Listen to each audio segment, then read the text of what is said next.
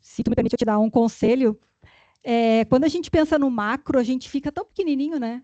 E isso dá uma agonia, assim, e é muito angustiante a gente não conseguir lidar, e saber que está errado e não conseguir lidar. Uma estratégia que eu tenho é focar nas micro-revoluções, né?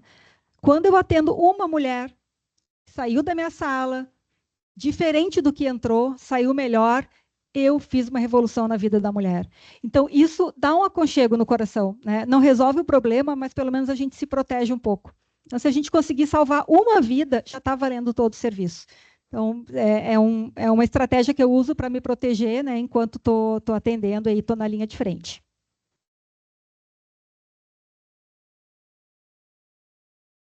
Com relação ao que a Lúcia falou do desmonte da atenção primária, eu sofro isso todos os dias. Quando eu olho um prontuário e a mulher é da unidade de saúde do GHC, ainda bem, é do GHC. Tem equipe multi, né? Tem colega que eu posso conversar. Agora, se é de outra unidade, é muito difícil a gente acessar.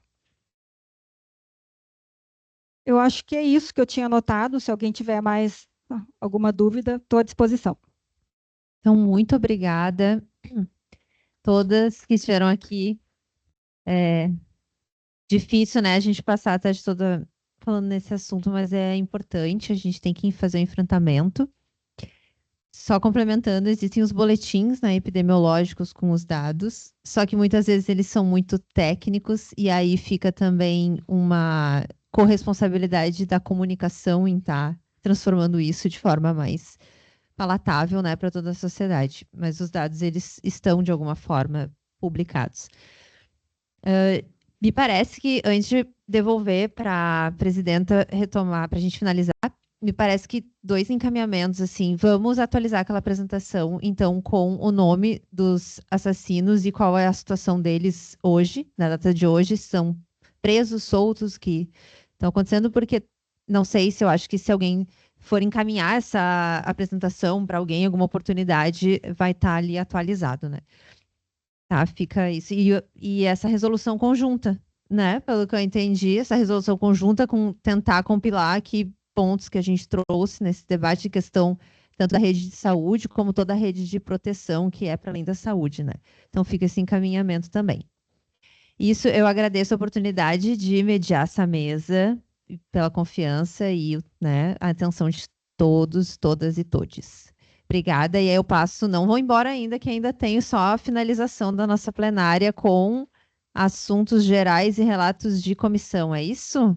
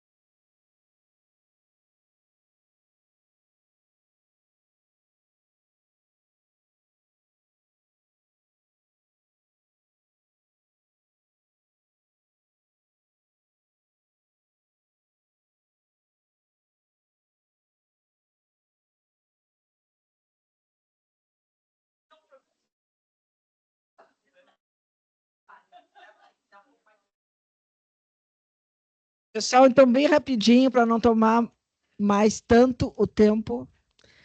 A plenária é muito potente. Eu estava inscrita, eu abri mão da minha inscrição, porque eu fui contemplada em várias falas ali. E eu não tinha mais condições de falar depois da fala da Lúcia ali. Quase chorei junto com ela. Enfim.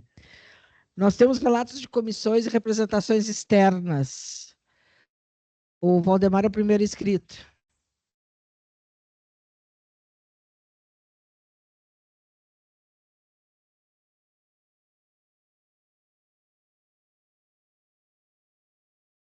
Boa tarde a todos e todas.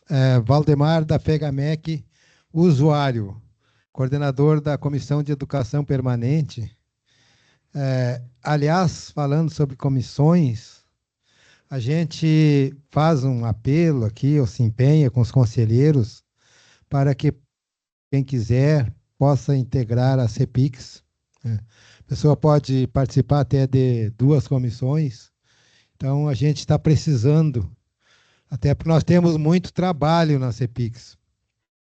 A gente fez um planejamento em Brasília o ano passado, né, Inara? O mês passado, e a gente tem um planejamento, um plano piloto estratégico aí com relação às formações junto aos conselhos municipais de saúde. Nós temos também as oficinas, serão 6 oficinas esse ano, aqui no Rio Grande do Sul, e a CEPIX acompanha as oficinas. Nós fizemos a gente acredita muito na nossa roda de conversa. Eu acho que talvez a gente erre um pouquinho no método, mas a gente vai melhorando. A gente fez uma roda de conversa agora, segunda-feira, sobre a orientação das preparatórias municipais, né? A gente vai ter a conferência em 27, então a gente vai começar a trabalhar nas nossas preparatórias municipais. Então, vai ter muito trabalho, comissão de mobilização, comissão disso, comissão daquilo. Então, muitas coisas passam pela CEPIC, pela mesa diretora. Então, a gente realmente tem muito trabalho. Outra coisa também, a gente precisa fazer também um chamado às entidades para que busquem mais pessoas para nos ajudar nas comissões. Também as comissões precisam ser fortes, para ter uma mesa forte, para ter um conselho forte. Então, a gente precisa estar junto nessa questão dos conselhos. Aí, nós temos também o acompanhamento dos nossos planos de multiplicação, né? Isso é um trabalhão que a gente tem que fazer. A gente está até meio atrasado nesse trabalho, mas estamos aceitando a ajuda de pessoas que queiram se somar a nós.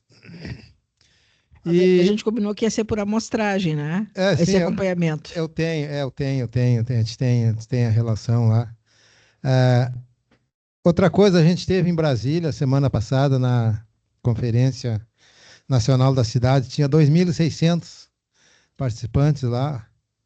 A gente fez uma marcha do Ministério da Cidade até o Palácio do Planalto, e exigimos que o presidente nos receba os movimentos sociais. É a nossa antiga luta por direitos, né? A cidade que a gente quer e coisa e tal. E lá na conferência nos foi solicitado também, Nara, que a gente faça esse diálogo com as pessoas em cada espaço que a gente tiver, para que nós, homens, paremos de bater nas nossas mulheres e de matar nossas mulheres. Porque lugar de mulher é onde ela quer, né? E aonde ela quer. E mulher não é obrigada a viver com quem não quer. E mulher também não é propriedade de ninguém, é propriedade dela própria. Muito bem, Valdemar.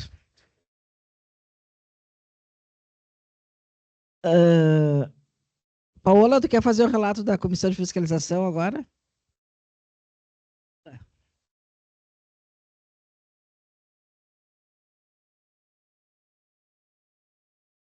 Oi, gente, eu sou a Paola, sou da Vico, da Associação de Vítimas da Covid, sou uma mulher baixa, branca, de cabelo escuro, nos ombros, estou com um macacão cinza. Só para dar um relato rápido, essa semana a gente se reuniu para finalizar a documentação, reunir a documentação, que a gente já vem juntando bastante tempo, para fazer uma denúncia ao Ministério Público Federal em relação à crise de Canoas. Consegui 5 vítimas diretas do HU, casos horripilantes. Dentre um deles, uma pessoa que teve 3 paradas cardíacas dentro do HU e hoje, que não tem cardiologia, tá, gente? Não existe. serviço de cardiologia lá. É um frigorífico de carne de gente que deveria estar sendo referenciada para outros hospitais e não está. E esse cidadão está entubado essa semana. Eu comecei a receber as denúncias na sexta-feira passada e a gente finalizou a documentação para denúncia nessa terça agora de manhã. Esse senhor está na fila do transplante atualmente, mas como ele teve a terceira parada cardíaca, ele está entubado na UTI porque o caso está muito grave. Não sei se vai resistir.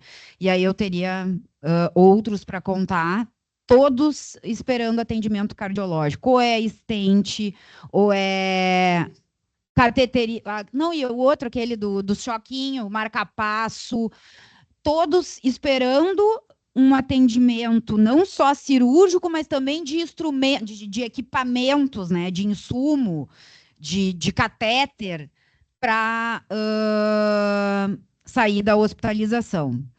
E só aguardamos o Rodrigo revisar juridicamente todo o material, ver se está tudo ok, se a legislação... A gente está fazendo tanto levantamento do que existe de legislação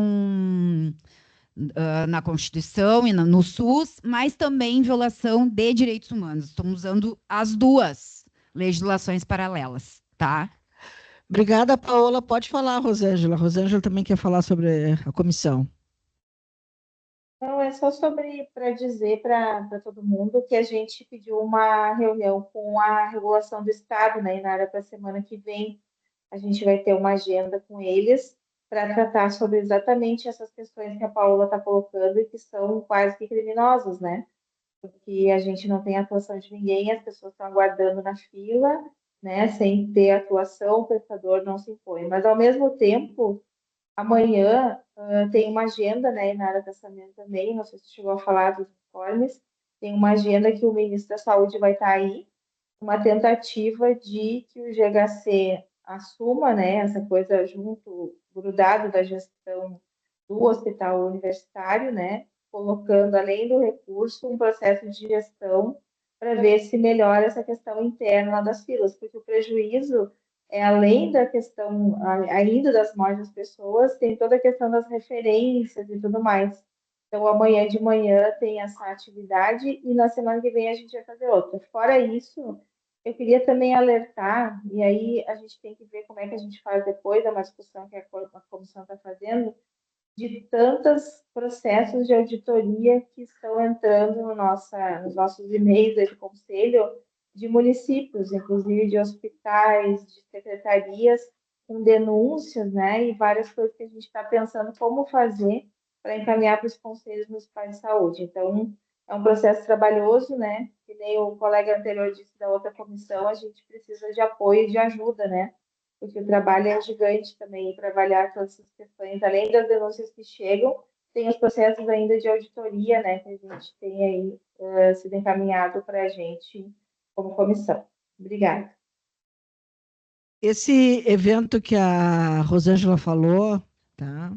Nós recebemos o convite aqui da Maria Celeste, que é superintendente do Ministério da Saúde, o lançamento da carreta Exames de Imagem, tá? Agora, no programa agora tem especialistas.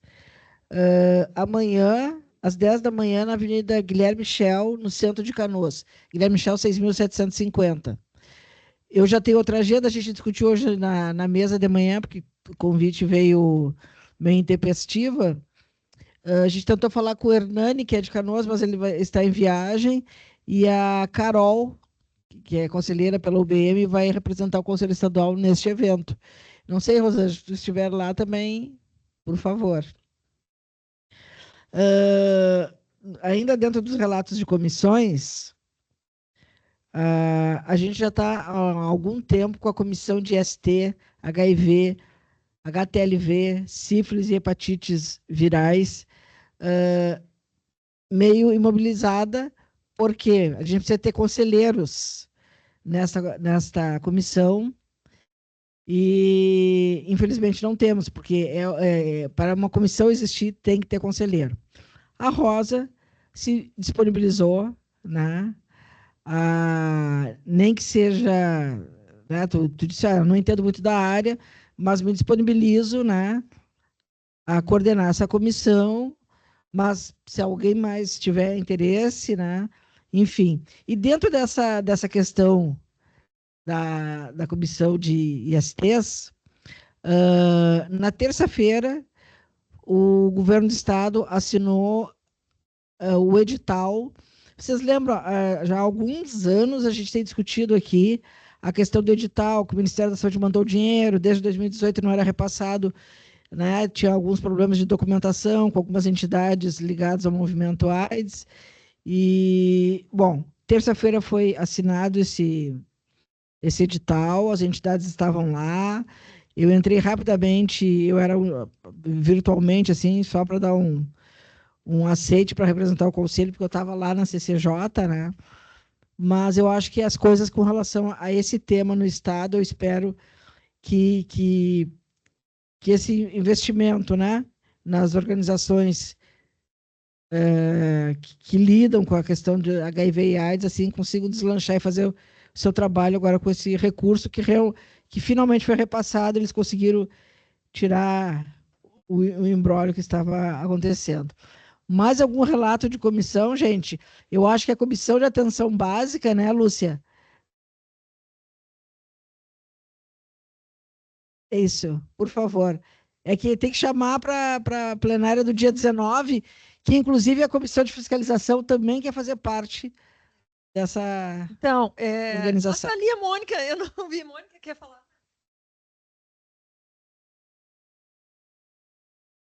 Vi que a Mônica estava, que a Mônica e o Dani, que são os coordenadores da comissão, né? E só para lembrar, então, porque eu nem vou estar na atividade, né? Mas no dia 19 tem uma mesa aqui, que é uma mesa de formação, mas para que a gente discuta a questão no Conselho com esse objetivo, quer dizer, por que fazer a formação e discutir aqui? Para que todo mundo esteja alinhado e a gente possa realmente tirar uma proposta política do Conselho em relação a isso, sobre a terceirização da atenção básica. Tá? A gente está entendendo essa plenária como um primeiro passo para que o Conselho, inclusive, possa pensar em novas estratégias de como levar outros eventos ou outras formas de encaminhar essa pauta. Tá? Então, a comissão tem trabalhado, né? Na semana passada, a gente teve uma reunião ampliada, que tinham pessoas de outras comissões, foi bem produtiva, e a gente está preparando para que dia 19, né, a gente realmente consiga aprofundar o tema. Tá? Obrigada. Acho que não sei se tem mais alguma comissão. Alguma representação externa quer fazer relato? Não? Então, gente, lembrando,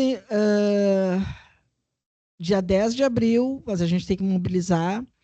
Nessa próxima quarta-feira agora, já marquei lá na Assembleia, ao meio-dia, a gente vai lá numa reunião de bancada, né? Pedir o auxílio para alguns deputados para que mobilize seus prefeitos e secretários municipais de saúde para que tragam gente para o dia 10 de abril. Tá? Eu estou bem otimista em relação a isso. Assim, e tem pipocado em vários lugares do estado. Assim, eu tenho recebido relatos. Eu fiz a minha divulgação por WhatsApp, né? De pessoas, já estou inscrita, estou indo. Né? E realmente, né, Rodrigo, tem aumentado diariamente, quer dizer, foi 2 dias que a gente fez o formulário, mas tem aumentado o número de inscrições, assim, em torno de 100 inscrições por dia. E acho que vai ser muito importante. Nada mais a declarar, né? A gente encerra essa segunda plenária ordinária de 2026. Obrigado.